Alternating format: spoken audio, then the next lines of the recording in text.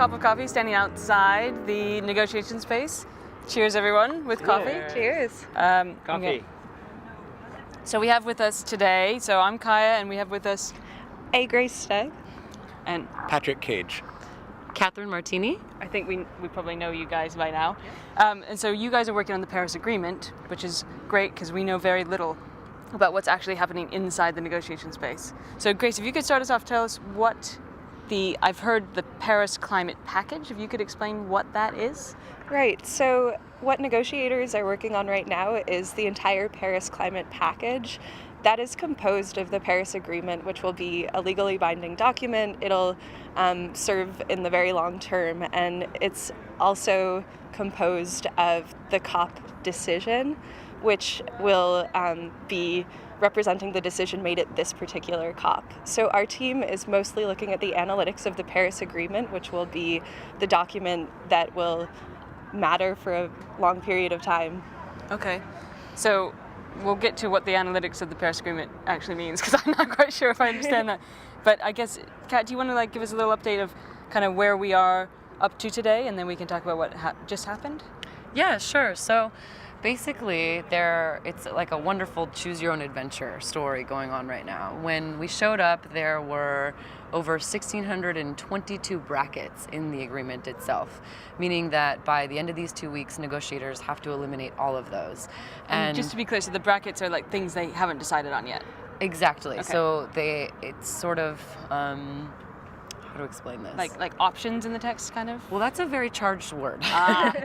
Option is something that I'll get to next. Okay, great. Brackets is something that has to be removed, and something that is sort of something that needs to be changed and still needs to be looked at. Okay, I guess would great. be a good Thank way to you put for- it. yeah. An option is sort of a different trajectory that the agreement could take. And what's happened is different countries have introduced different options. And so the number of brackets from the November 10th draft text actually decreased. So it went down, checking, I want to get 100% clear on the analytics. Yeah, good. We went down 28 options, and we actually went up by 45 brackets. Okay. So meaning there was text introduced and it increased the brackets, but we actually made progress in the number of options being eliminated. Okay, so that's where we are up till now. Up till yesterday. Up till yesterday. And then as of today, we got some new text, and we've got some number crunching data, Yale and SIO geeks working on it, and Patrick's going to tell you all about that. Amazing. All right.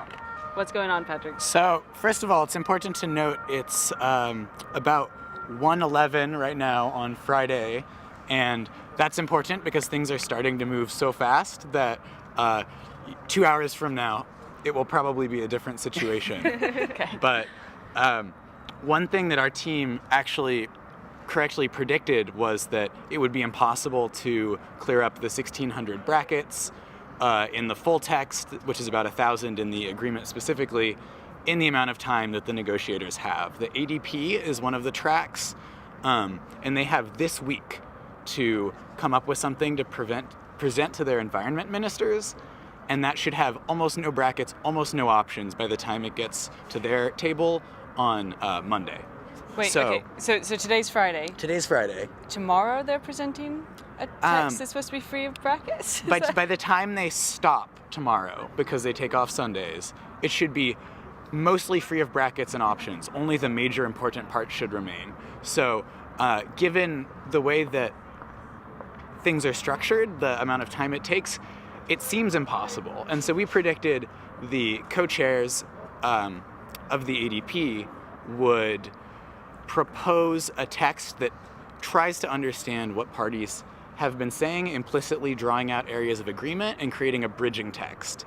And as of last night, they proposed that. Not all parties, parties being countries, are thrilled by the idea. The G77 China, which is the major developing country bloc in particular, takes some issue with it. So as of, I suppose it was about 11 a.m. today, there are now 2 new texts, one of which is sort of the natural outcome of the negotiations yesterday, all the different sessions that meet on mitigation or adaptation, all of that stitched together. And then there's also the bridging text, which the co-chairs were clear to point out they stayed up all night with the Secretariat to do, and that attempts to find consensus in what parties have been saying. So the consolidated text, or the natural outcome of the negotiations, has about the same level of brackets as when we started at COP, and quite a few fewer options.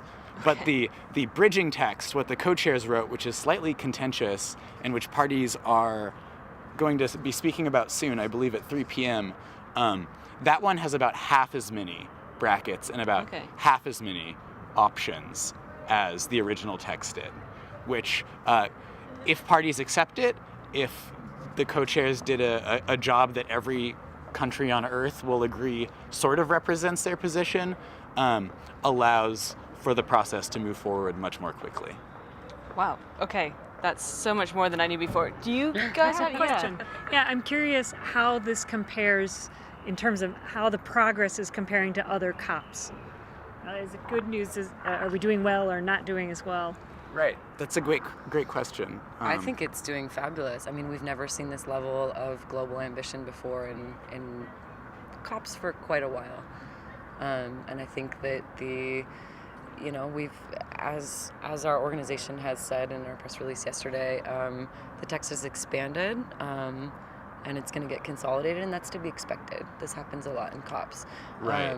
So I think there's kind of this sentiment on the ground that things are going backwards, but I think that there's actually a lot of momentum in this being a very transparent and party-driven process, with, especially with the bridging text, with parties getting their voices included in the co-chairs and, really respecting that, and especially with,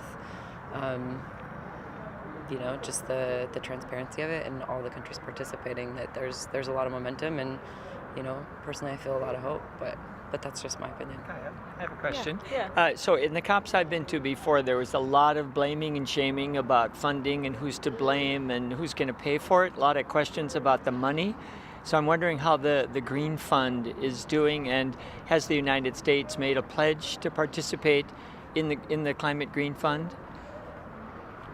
I don't even know if finance is exactly a part of the agreement or not. Sure. So finance is a section of the agreement, and I will say on finance and almost every other issue, all the old contentions are still here.